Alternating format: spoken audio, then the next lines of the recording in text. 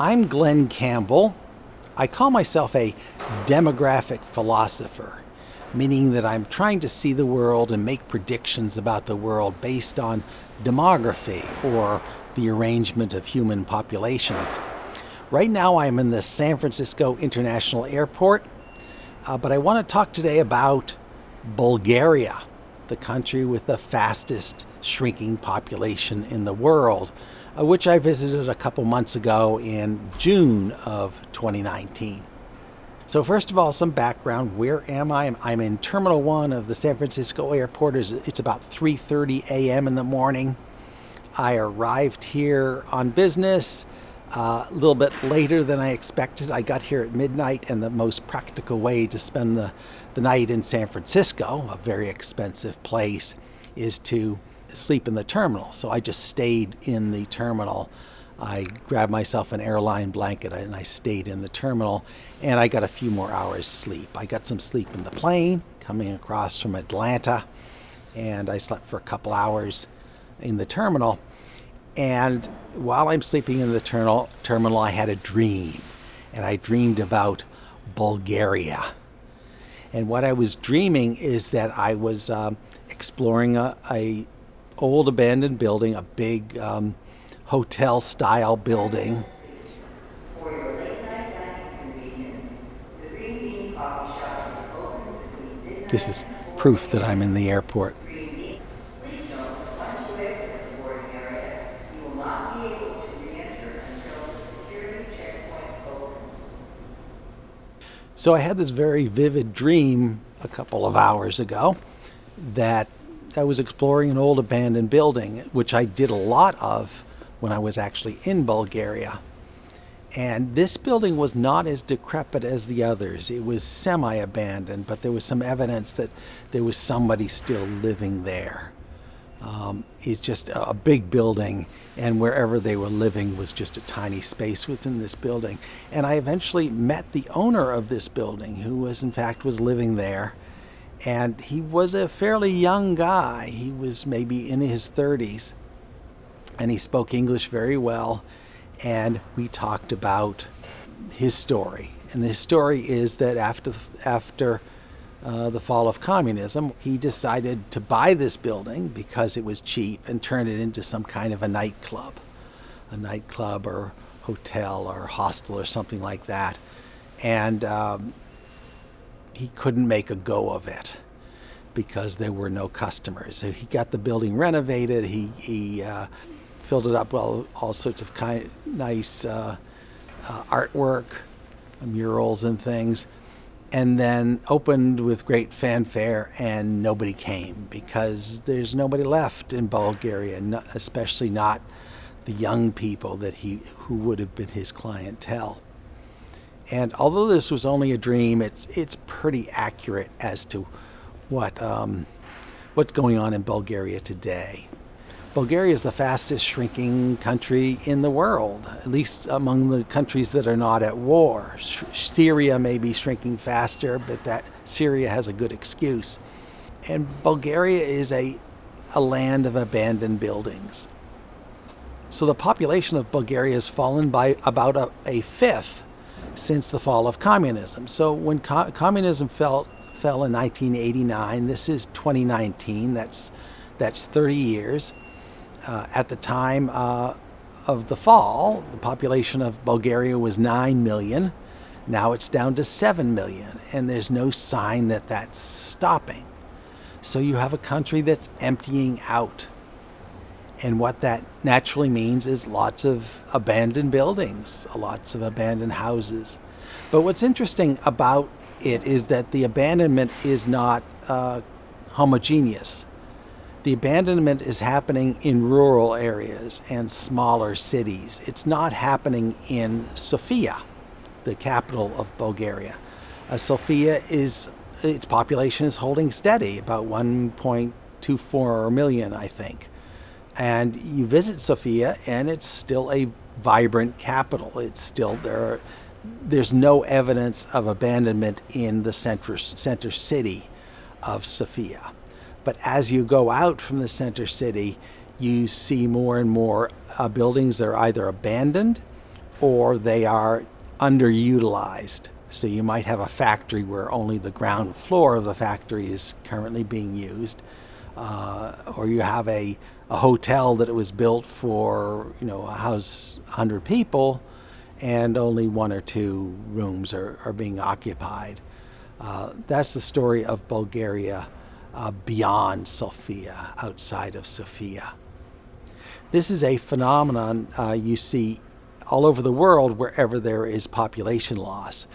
The center city, the main city of the country, is still going strong. It's still filled with people. The country is collapsing only on its edges, in the rural areas and the smaller cities that no one wants to visit or has even heard of.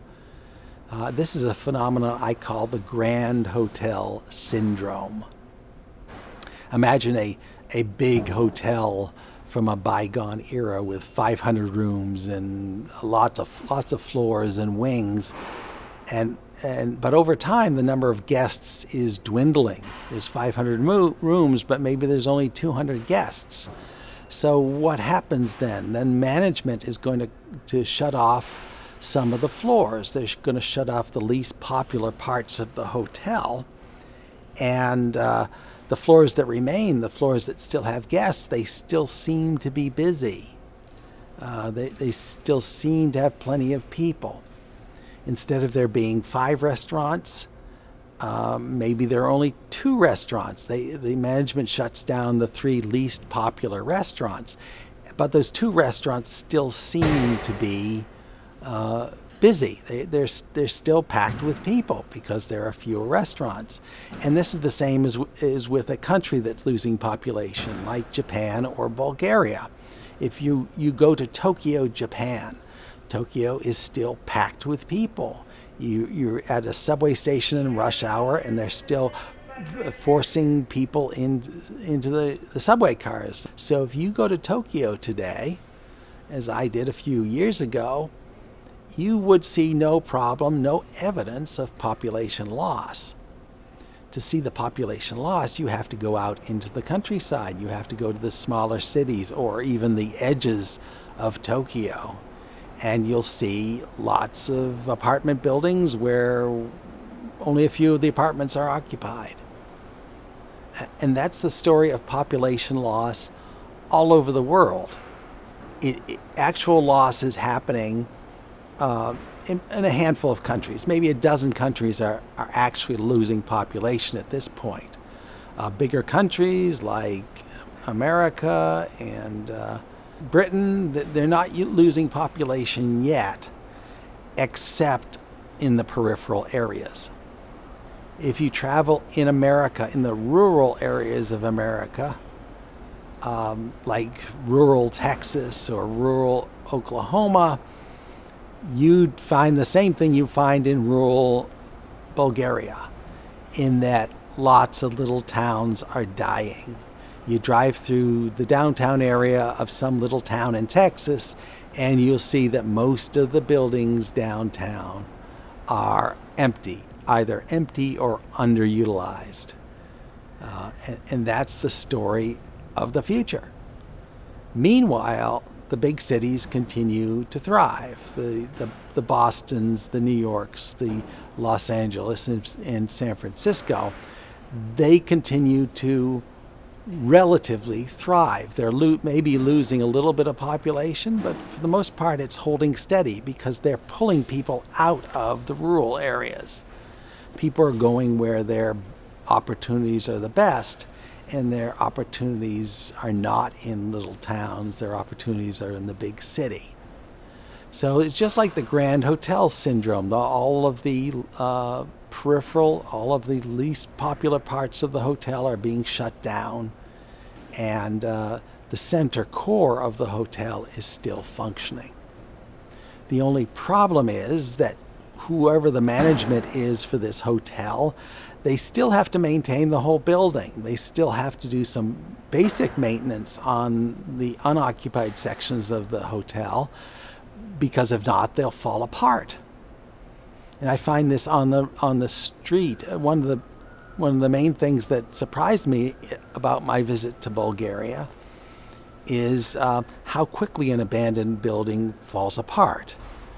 I had 5 days with a rental car mostly in rural areas of Bulgaria. I visited a dozen abandoned buildings, and I can look around at the buildings, some of the debris in the building, like the magazine articles on the floor, and see that this building was maybe occupied as recently as 10 years ago. Yet the roof has fallen in. Most of the wood has kind of rotted away. Windows have just fallen out. Walls have fallen down from disuse. And all of this has happened in a decade. And this is what I was not expecting, that if you abandon a building for 10 years, you don't repair the roof, well, water gets in, it rots the rest of the roof, water falls down through the rest of the building, and in a very short period, the building becomes unoccupiable. It becomes, you can no longer renovate it to make it usable again. And that's the problem with the Grand Hotel. You have everybody moving into the core parts of the hotel, but the rest of the hotel still has to be maintained. And that's eating away at the whole structure of the hotel or of the society. So Bulgaria today, it has fallen by 1/5 in 30 years. There's no reason to believe it won't continue to fall at the same rate for the next 30 years, in which case you're down to half of the population that you once had in Bulgaria at the time of the fall of communism. Bulgaria, I might add, is a beautiful country. You probably don't know anything about Bulgaria, but it's a beautiful, temperate country. It is very green in Bulgaria. Lots of forests and beautiful canyons and mountains and things. It's a very pleasant, I might have equivalent in my mind to maybe New York State or Pennsylvania. And it could be used for something. It could be a tourist mecca, but there just aren't enough tourists coming to Bulgaria, because who would choose Bulgaria for a tourist destination? The one good thing to be said about Bulgaria as a tourist destination is that it's very cheap. I can get a hostel bed for about $10. You go into the grocery store. The grocery stores have been taken over by big European chains like Aldi and Lidl. But you go into these stores, and a lot of the same products you see elsewhere are actually cheaper in Bulgaria than in the same chain, let's say, in France and in Germany. And this is especially true about locally produced products like potatoes. You can get things that are grown in Bulgaria are extremely cheap. So to an outsider, it's very cheap to travel in Bulgaria. You can stay in a real hotel for very little money. You can buy restaurant food for very little money. The flip side of that is the people who work in Bulgaria, who work in the hostels, are making very little money. The wage scale is very low. Anyone who has the means, who has some language skills other than Bulgarian, they're moving out of Bulgaria. So the people who are left in Bulgaria are old people, the people who for one reason or another can't move or don't want to move. The young people, as soon as they come of age, they want to get out. And there's a whole culture here of getting out of Bulgaria. There is a vast diaspora of Bulgarians in richer parts of Europe. And they're telling their friends back home, come to Germany or come to wherever. Bulgaria is part of the EU, so Bulgarians can move out of Bulgaria relatively easily, and they're doing it. Now, the government is talking about all sorts of measures to try to stem this brain drain. They're trying to do things to keep people from leaving. They're also trying to do things to bring up the birth rate. The birth rate is one of the poorest in Europe. The fertility rate is about 1.4 babies per woman, when you need 2.1 babies per woman to sustain the population. So you have a low birth rate, you have people moving out, you also have a relatively high death rate, meaning that people are dying relatively young. So all of this adds up to population loss. And once you reach a critical level, which Bulgaria has already passed, things start accelerating. It becomes a positive feedback loop. The worse, as things get worse, more people want to leave, and as more people leave, things get worse, and this is just a self-reinforcing cycle. What I learned from my dream is that every abandoned building is a tragedy. It is a human tragedy. There's someone who once lived there or owned the building, and they lost everything in that building. They lost all their life savings in that building. Their dreams collapsed in that building, and they held on for as long as they could to try to make this building work for them, and it didn't, and eventually they had to abandon it and start over someplace else. So what is the future of Bulgaria? And it's in the short term, over the next few decades, it's a pretty bleak future.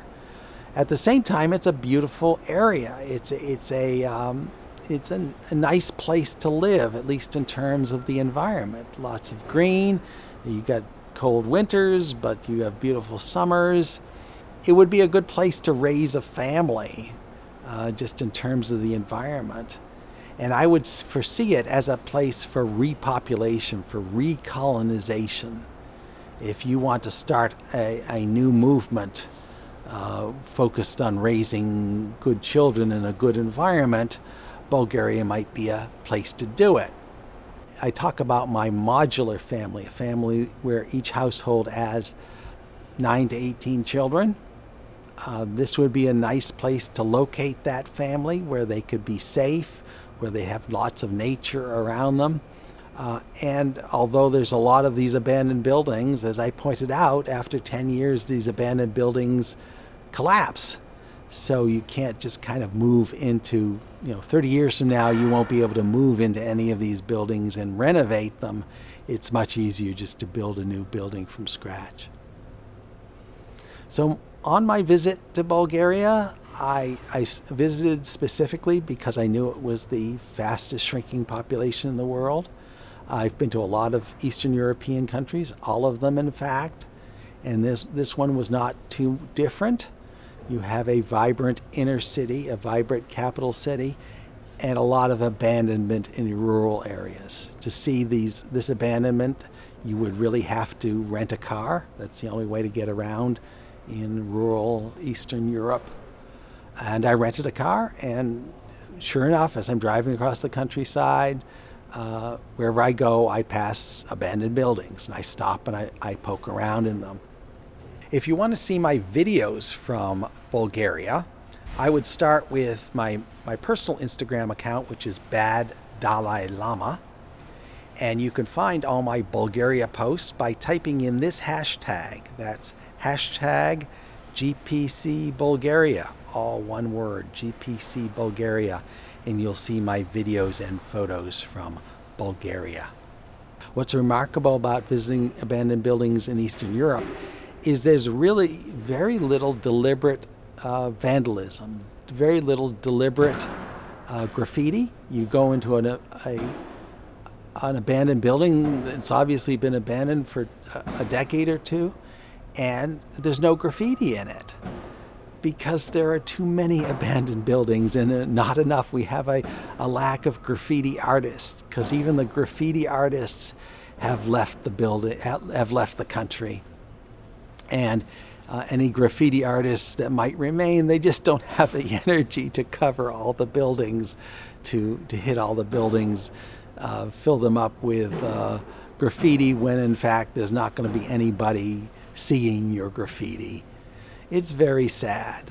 You go into a building and it is collapsed, and it's not because of vandalism, it's because of how quickly, in a wet environment, how quickly things deteriorate.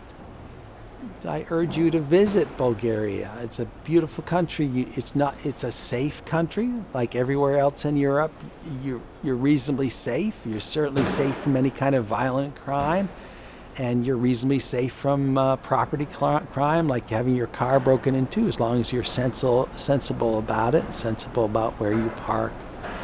And it's cheap. You can travel there for very little money.